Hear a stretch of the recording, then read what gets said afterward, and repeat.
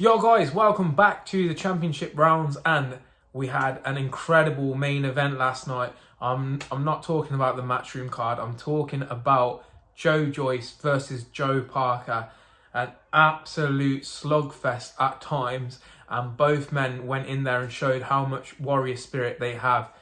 Joseph Parker is one tough guy, and we knew that coming into this because he's never been knocked out in his career, in his pro career before. He's obviously been knocked down. We've seen him against White and Chisora take a knockdown, but he was against the Juggernaut in there, and the guy is literally like, when people's nicknames actually suit them, it's mad because he is literally a Juggernaut. This is a big Joe Joyce, just keeps walking forward, and yo, people just break under the pressure of Joe Joyce, and fair play to Joseph Parker because he lasted 11 rounds with an absolute monster in there. Like, he would cause a lot of the top heavyweights problems, and we'll go into that a little bit later. But in terms of what I thought about the fight, Joseph Parker actually looked good, but he looked good in bursts. But Joe Joyce was just relentless. He was just coming forward and constantly peppering him with jabs.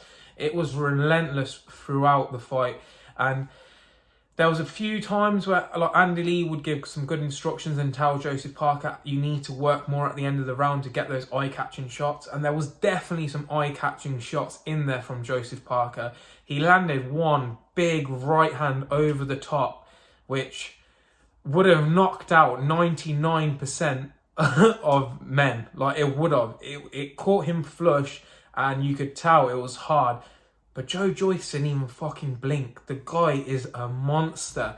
Like, he took big shots. Like, it wasn't like he was just dominating and Joseph Parker didn't land anything. Joseph Parker was landing on him. Joseph Parker was trying to triple up his jab. He was throwing left hooks. He was throwing that right over the top, which is always there. But the guy just wouldn't go away. And I think Joseph Parker looked quite gassed, to be fair, at points. I thought from like the 4th round onwards he looked quite gassed, but he got a bit of a second win.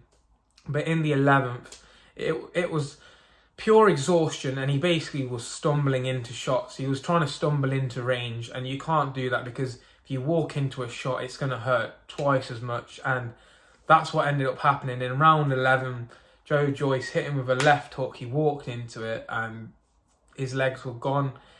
He fair play to him, he got back up to his feet, but there was no way the ref was going to let that go on, and there was no need to as well. Joe Joyce was up on the scorecards. I had him up by like 4 or 5 rounds at that point already, so Joseph Parker would have needed a knockout, and against that guy, I don't know where the knockout was going to come from, to be honest. But fair play to Joe Joyce. That was a WBO interim fight, for the interim title, sorry. So he would be the mandatory for Alexander Usyk at some point.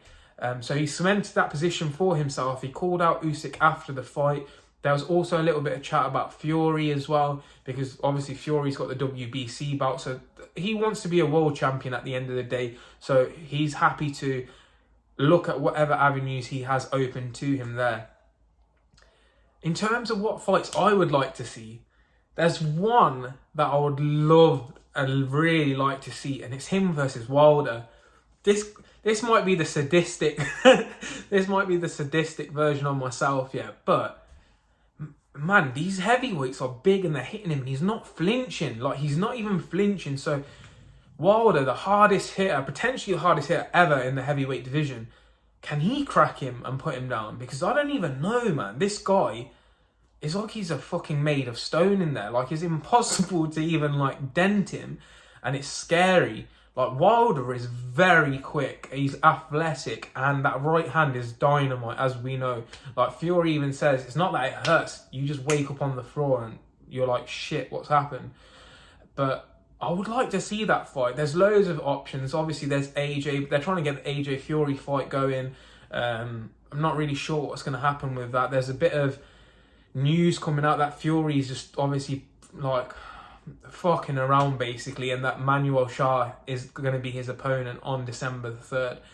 But AJ could be a potential opponent. I think Dillian White is also a potential opponent, because Dillian White has beaten Joseph Parker. So in terms of natural progression, that might be the next step up.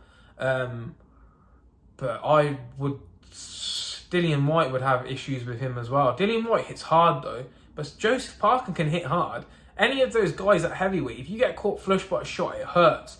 So I don't know what they're gonna need to get him out of them, and I think someone's gonna have to bring a sledgehammer into the ring or something, Triple H style, and just whack him over the head with it, because Joe Joyce doesn't look like he's going anywhere in there.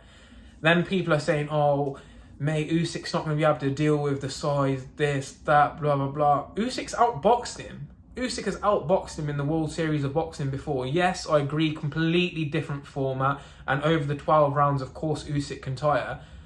But Usyk's condition is very good, and he's more mobile than Joseph Parker. He will be bouncing, getting out the way.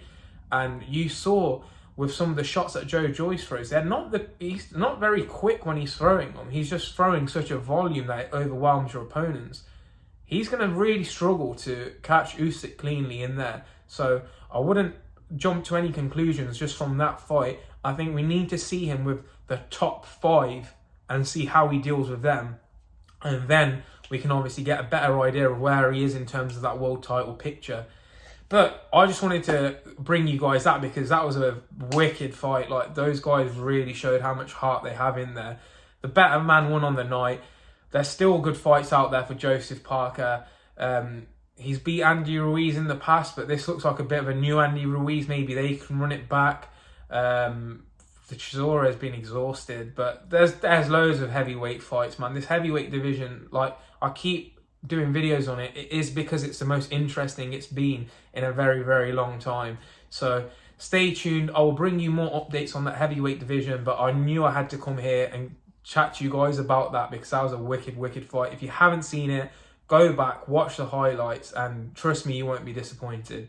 That's it from me, guys. Hit the like button, hit the subscribe button, click the little bell so you get notifications of when I upload. I'm trying to still keep up with 3-4 a week. We'll stay on top of that, hopefully. But yeah, that's it from me, guys. Peace.